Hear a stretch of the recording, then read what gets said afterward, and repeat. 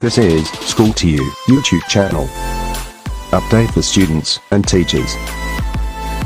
Please like and subscribe. यदि अभी तक आपने हमारे school to you YouTube channel को सब्सक्राइब नहीं किया तो सब्सक्राइब कर लें, बेल आइकन को क्लिक कर लें ताकि आपको नए वीडियो की अपडेट मिल सके और वीडियो को लाइक करना ना भूलें।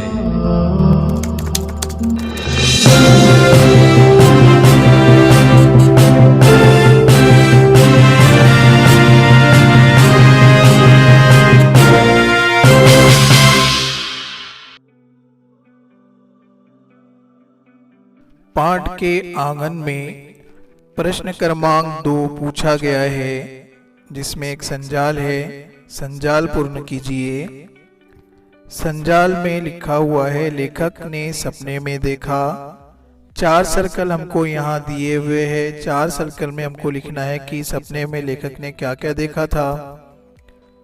तो पहले सर्कल में हम लिखेंगे मुर्गे बांग दे रहे हैं, गाय रंभा रही है, कुत्ते भौंक रहे हैं, मैदान में स्वयं तेजी से दौड़ रहा है। प्रश्न क्रमांक 1, सूची तैयार कीजिए यानी लिस्ट बनाइए। पाठ में प्रयुक्त अंग्रेजी शब्द यानी सबक में कौन से अंग्रेजी शब्द आए हुए हैं, उनमें से 3 हमको शब्द लिखना है।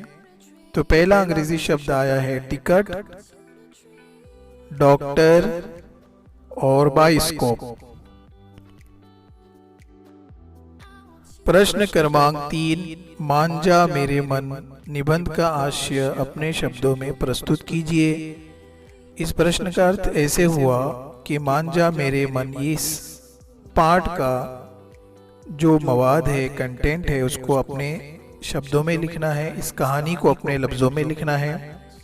इस प्रश्न का उत्तर हम यूं लिख सकते हैं, प्रस्तुत निबंध में लेखक ने मन पर नियंत्रण न रख पाने की कमजोरी पर हास्य व्यंग्य किया है। लेखक बताते हैं कि उनका मन कभी उनकी बात नहीं सुनता था, जिसके कारण लेखक और उनके मन में अनबन रहती थी। अनबन का मूल कारण ये था कि पूरे जीवन लेखक ने मन को छूट दे रखी थी, जिसके कारण वो बुढ़ापे में की बात सुनता ही। लेखक ने अपने मन को बहुत समझाया पर मन ने उनकी एक नहीं सुनी। लेखक चाहता था कि उसका मोटापा दूर हो, जिसके लिए उसके व्यायाम करने की योजना बनाई।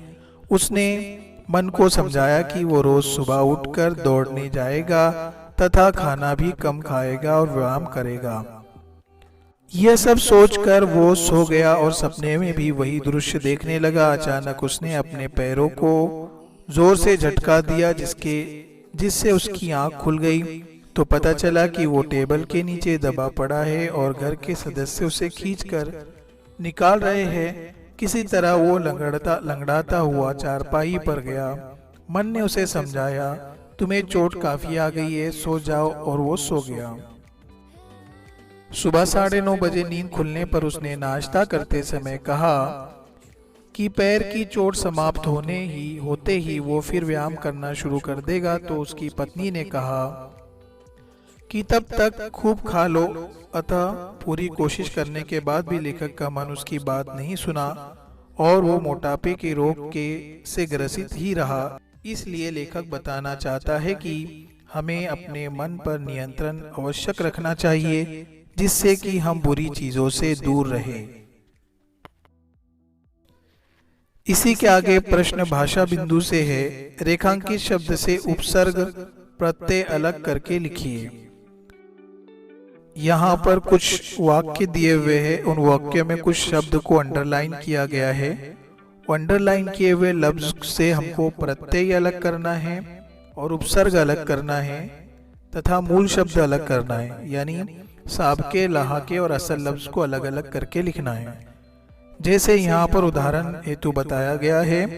पहला है, मन बड़ा दुस्साहसी था। इसमें दुस्साहसी ये शब्द अंडरलाइन किया गया है। तो इसमें उपसर्ग है दु, मूल शब्द है साहस, प्रत्यय है ई। इसी तरह से दूसरा वाक्य है, असामाजिक गतिविधियों के कारण वो दंडित हुआ। इसमें असामाजिक जो है अंडरलाइन किया हुआ शब्द है। इसमें उपसर्ग रहेगा अ, मूल शब्द रहेगा समाज और प्रत्यय रहेगा इक। तीसरा वाक्य है स्वाभिमानी व्यक्ति समाज में ऊंचा स्थान पाते हैं। रेखांकित किया गया शब्द स्वाभिमानी है जिसमें उपसर्ग सौ, मूल शब्द अभिमान और प्रत्यय है ई। उसी तरह से गर्मी के कारण बेचैनी हो रही है। इस वाक्य में बेचैनी रेखांकित किया गया शब्द है और इसमें उपसर्ग बे, मूल शब्द चैन, प्रत्यय ई। व्यक्ति को हमेशा परोपकारी वृत्ति रखनी चाहिए। इस वाक्य में परोपकारी रेखांकित किया गया शब्द है जिसमें उपसर्ग है पर और मूल शब्द है उपकार, प्रत्यय है ई। उसके बाद आखिरी वाक्य है मानो मुझे अपमानित कर रहा हो। अपमानित इसमें रेखांकित किया गया शब्द है उपसर्ग अप, मूल शब्द मान और प्रत्यय इत।